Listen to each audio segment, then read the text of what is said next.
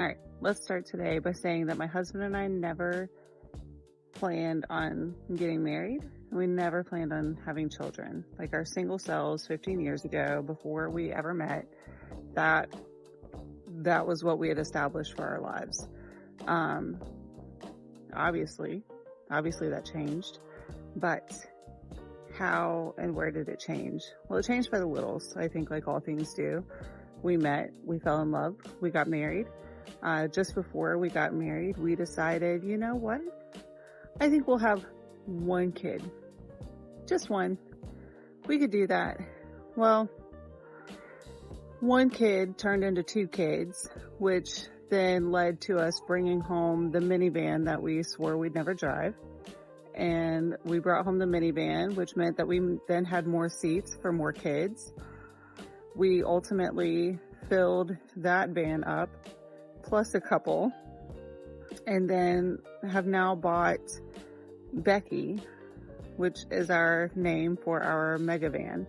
So we've upgraded yet again from a little Kia Forte that once we put that second car seat in, just wasn't going to serve us well anymore, to the minivan that seated 8, to now you can kind of see her in the background there. Hello, Becky.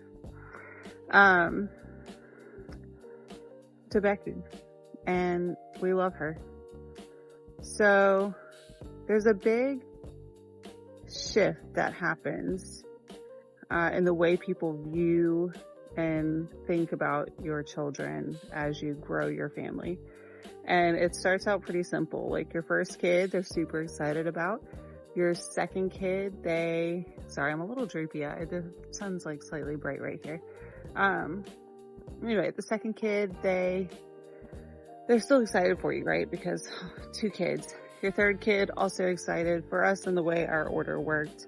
Our first 2 are boys and our third was a girl. So by the time we had our third, they're like, oh, now you've got your girl. You're going to quit now, right? Like you're not going to have any more, just 3, because I don't know if you are aware of this or not. If you have more than 3 kids, then you start like crossing into weird territory. So we have our third kid, and then I got pregnant with our 4th, and people were like, oh, oops, you got to figure out what's causing that, right? Like you figured that out now, didn't you? Number 4, you got that figured out yet? And just saying kind of inappropriate comments like that. Very soft though. All right. This is where you start to get, you start to realize that the support you had with numbers 1, 2, and 3 is not going to be there for numbers 4+.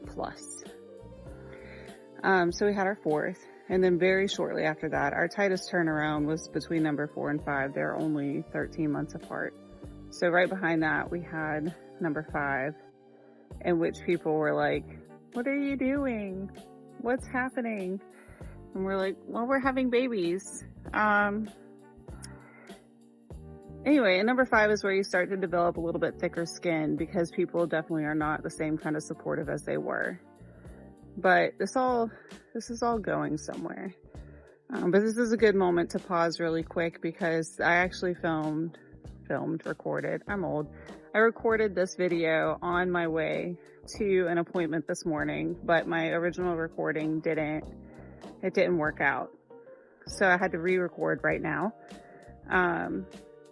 So I'm actually going to push you over to me in the car from this morning to finish this out. But while I do that, it's a really great time to remind you and do the YouTube thing where I say, if you're enjoying my videos at all, if you want to hear more of our story and what we've got going on and just insights into homemaking, mothering, wifing, all the ings, then please like and subscribe. At the time of this, I have 11 subscribers. Thank you to all of you, whoever you are. But if you look and I still have 11 subscribers, or if the number is less than 1,000, then we're still going, okay? So just hit that little button. It'll help me out a ton. Anyway, back to me in this morning.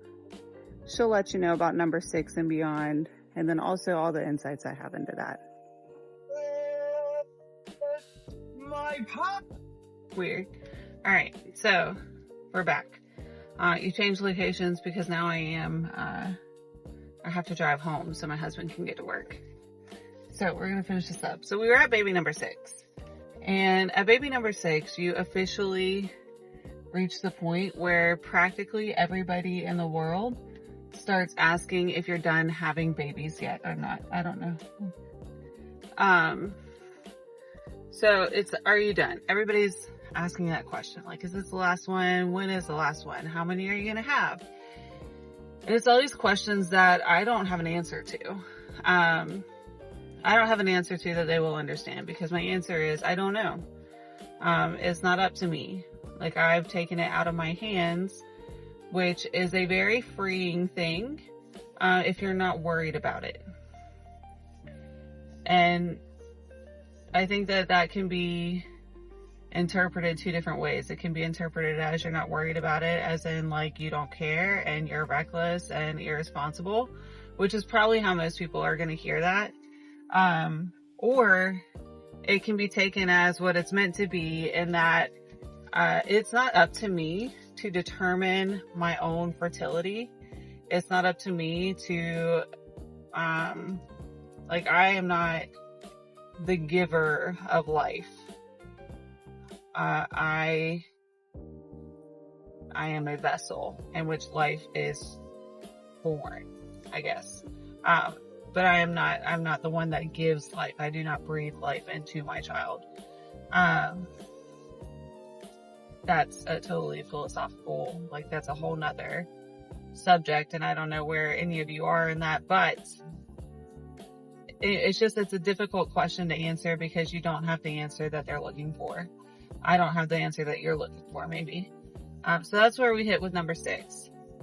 And then we had number 7. I can say for me that when I was pregnant with my 6th and when I was pregnant with my 7th, and after giving birth to them, I knew that I was not done having children yet. I don't know how to explain it. I don't know what it is. It wasn't like an actively, I wanted to get pregnant again and have another baby. It's just that I knew that it was going to happen. I will say that now, after having number 8, it's an odd feeling. Number 8 is the first one that I've actually been able to nurse the entire time. So maybe that's why I feel this way. But I am not currently pregnant.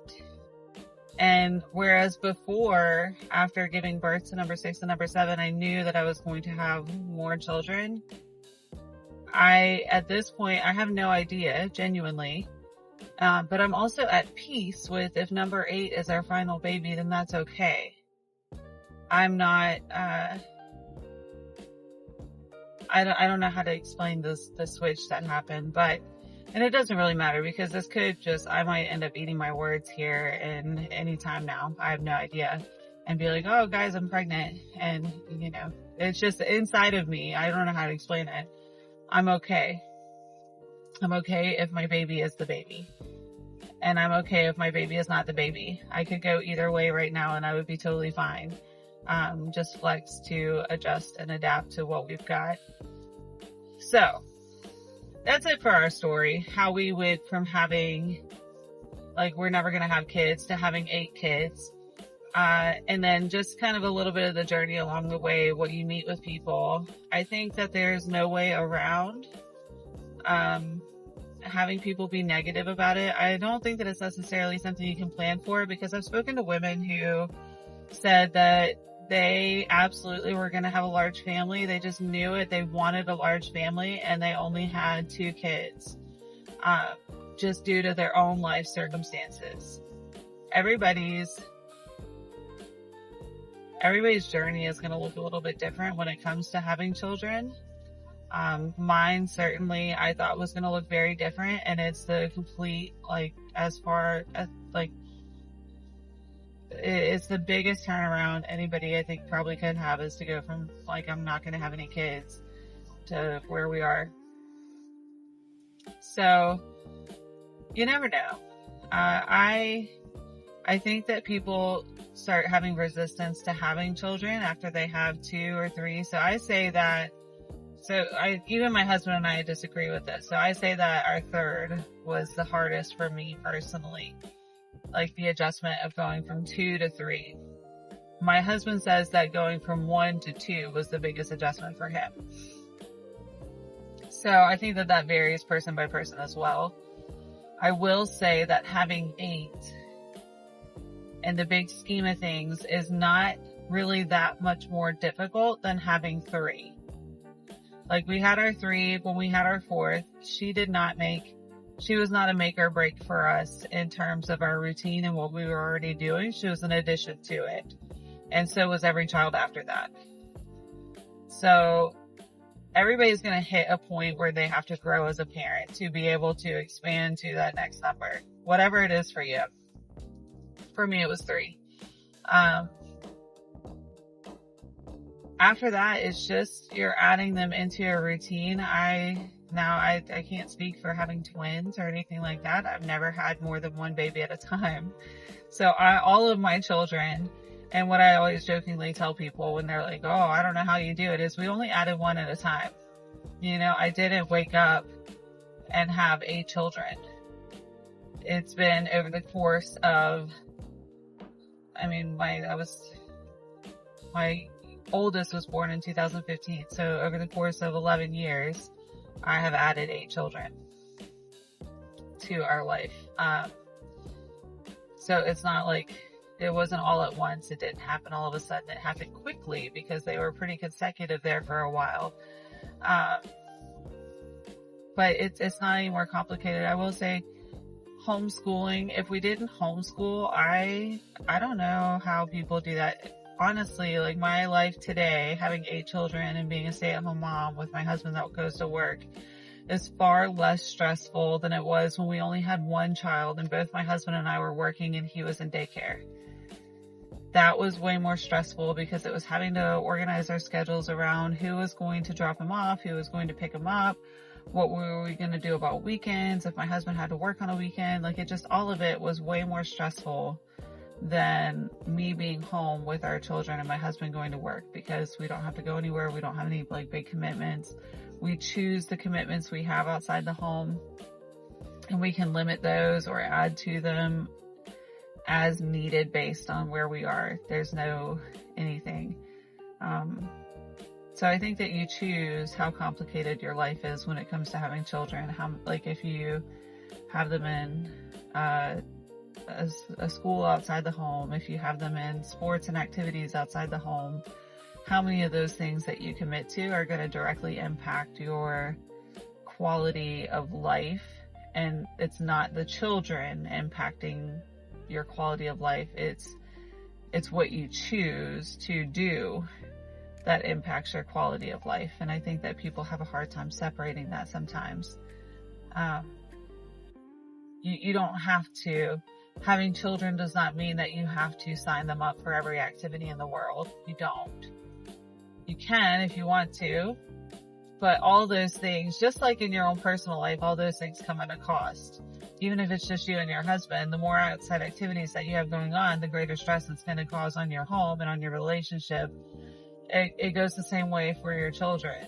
It's not the children and it's not your spouse that are the stress. It's the external things pressing into your home that are the stress on your home. And it's important to separate that and to remember that. So if you are feeling pressured, if you feel like you want to have more children, all of these things are possible. You just have to be willing to give up and let go of things that are unnecessary and recognize them as such. As a mother of 8, I cannot tell you, that's not true. I recently recognized the only thing that I miss from before having multiple children. And I realized it one day when I was driving to the store, because people say all the time, like all these things that they would miss, and I don't miss anything. I don't miss the eating out. I don't all those things or whatever. They don't matter to me so much. The one thing that I can say that I do miss from before having children that I don't get to do as frequently now is to hold my husband's hand when we are out and about. And I realized that one day when I was driving to the store, I was running to Walmart really quick to grab something to go with our dinner. I don't even remember what it was. Um, but I saw a young couple walking down the street holding hands, and I went, oh, I miss holding hands with my husband when we're out walking, because now we're usually split. Like like one of us is at the front of the train and the other of us is the caboose. And we kind of trade off back and forth, but we're not side by side as frequently as we used to be in a place where we can hold hands. And someday we will be back there again, but it's not today. But all that to say, the stuff, the things, the outings, the vacations, the whatever, I don't miss any of that. And you don't even notice what you let go of to make space for the next kid, because your priorities are on your children and your home, and it just doesn't even faze you. You just are. You just do. I'm sure in some of this there's something I'm gonna have to edit it down, I'm sorry, but I hope that I've answered questions. If I didn't answer any of your questions, if you have other questions for me, please ask them below. I'm happy to answer them. I am an open book. I love talking about our family. I love where we've come to where we've arrived at. I love that it's not at all what I thought it was going to be. It just goes to show you that you're always growing, and you should leave room for that. Don't put yourself in a box. Anyway, that's where we're going to end for today.